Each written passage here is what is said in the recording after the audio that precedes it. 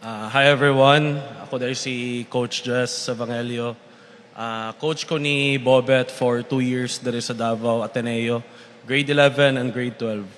So gusto na nako i-share sa inyo tanan kung unsa ka buutan o ka family-oriented si Bobet. Sa una pa lang, first pa lang, pag-recruit na mo sa iyaha, niduol ko siyang coach, nangutana ko kung pwede ba namo kuhaon si Bobet sa Ateneo de Davao. Ang tubag sa iyang coach ako, Coach, ika-30 mo na eskwelahan na niduol sa mua. So 29 schools, 29 universities ang ga-recruit kay Bobet, dili lang diri sa Davao, kundi sa Manila. Mas better opportunities, financially, mas dako ang allowance na i-offer, mas dako ang ma-provide nila. Pero ang deciding factor ni Bobet, nganong gipili niya ang Ateneo de Davao, kay giapil na mo ang iyang igsuon na si RB. So, RB, salamat kayo na ikaw ang tindog daw, RB. Si RB di ay igsuon ni Bobet.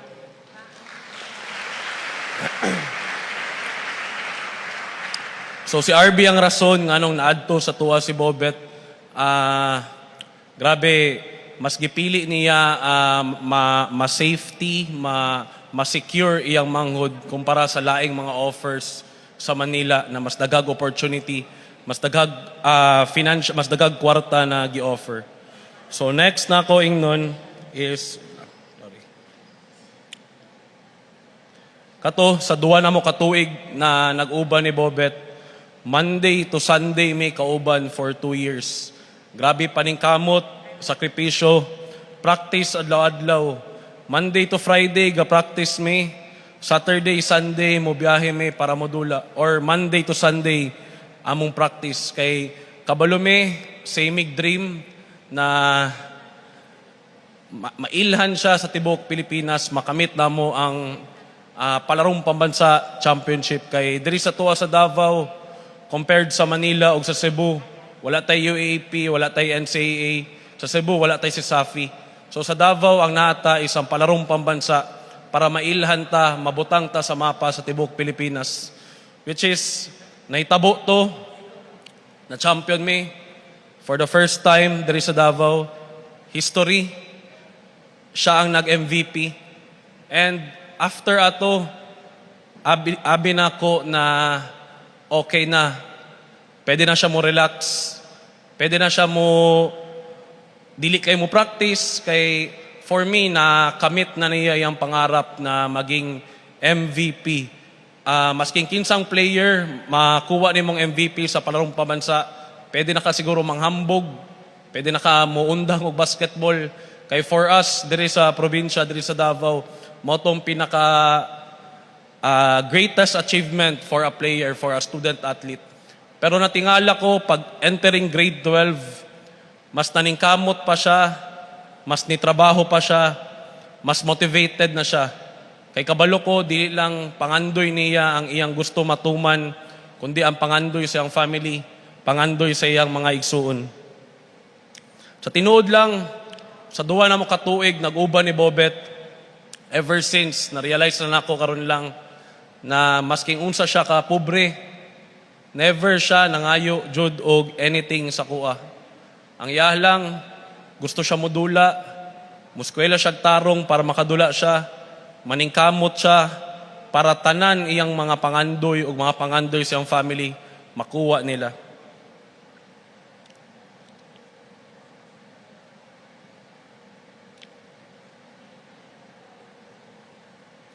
So, moving forward, sa grade 12, niabot na pod mig palarong pambansa, going for back-to-back title me.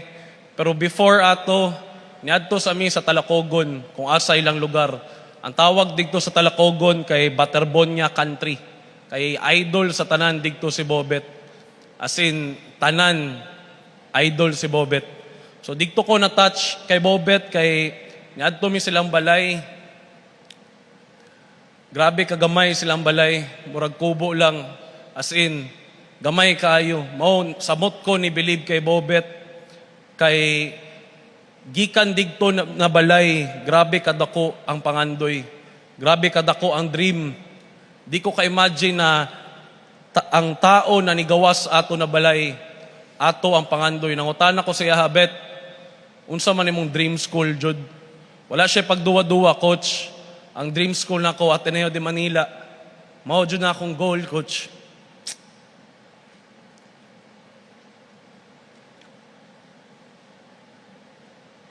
So kato, idungag lang nako before mi niadto palarong pamansa ni champion mig Davraa. Sa Davraa naka-earn mi og incentive na 10,000 pesos. Naibalaan po nako nakatong 10,000 pesos na to. Yatag niya siyang family. Kaya para ma-accommodate ana siya na i-renovate ang atong balay. Kay tibok Pilipinas sa mga to sa Agsor. Dagag mga parents, mga parente sa mga gikan diri sa Ateneo de Davao, dili makabuk og hotel. At least natay gamay ma-accommodate sila ha. Which is nadayon jud naka-accommodate jud sila og pila ka parents na napastay nila sa sa ilaha. So ato siya kabutan. So karon gusto nako i-discuss sa inyo tanan ang mga remaining days na nakauban ako si Bobet. June 4 niadto mi sa Manila na timingan kay nakoy event sa Manila pagka June 5 unya ambot pagbuot siguro sa Ginoo na June 4 wala gituyo sabay mi og flight padulong Manila. Gisundo namo siya ni Player Spotted sa dorm nila Cap Mark, kauban iyang mama.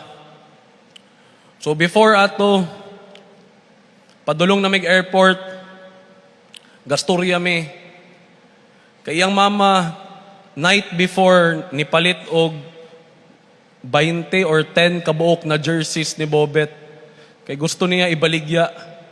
So, niingon si Bobet na ayaw kabalaka howdon ako dito sa Manila. Kay kung howdon ako dito sa Manila, mas daghang jerseys, mupalit sa imo.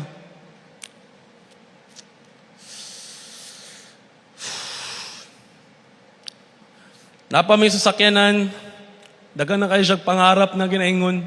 Dagan na kayo siya gusto na mahitabo na ginaingon sa mua. Ginaingon po niya sa mua na howdon niya sa Ateneo de Manila. Kay para makademand siya sa Ateneo de Manila na mapaskwela niya iyang mga igsuon.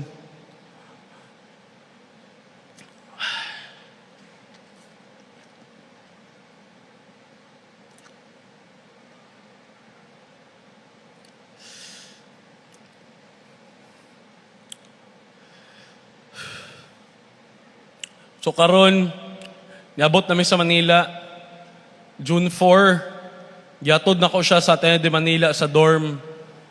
Grabe, katunay balaan ako na namatay siya.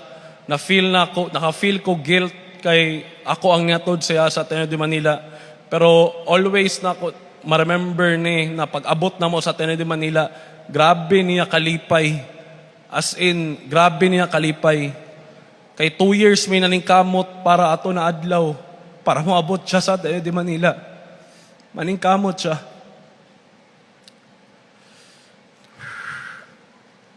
So, nag-practice siya sa Ateneo de Manila. Naka-practice siya dito. June 4, practice diretso. 4 to 6:30 ang practice.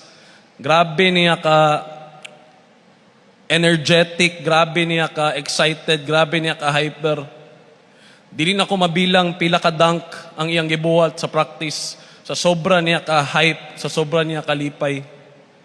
Nanana siya dito. So after ato, before ko ni Hawa, anak ko siya na bet, kaon na lang sa ta para at least pag uli ni mo sa dorm ni mo karon busog na ka. So nagkaon mi, after na mo nagkaon, niyagi mi og 7-Eleven para makagrocery siya sa iyang nasya'y extra food pagutumon siya sa kadlawon. Di dyan ako malimtan ni na conversation na mo. pagbulag namo ni saka na siya sa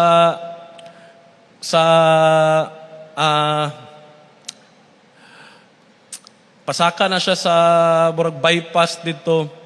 Ang ingon niya sa kuha, Coach, dili ko muulig Davao for 5. Lipay kay siya ni pag-ingon niya sa kuha ni, Coach, di ko muulig Davao for 5 years. Kay gusto na ko, pag muuli ko, dato na ko. Kay para maahon na ko ang akong family sa kahirapan. Tumoto among last conversation ni Bobet. Bobet, love kay ka na mo. Dili yun na mo malimtan, imong kamaayo. Imong pagka-humble. Ikaw ang among inspiration. Paningkamuta na mo na matuman tanan nimo pangandoy. Love ka na mo, Rene. Forever ka na mong MVP. Salamat.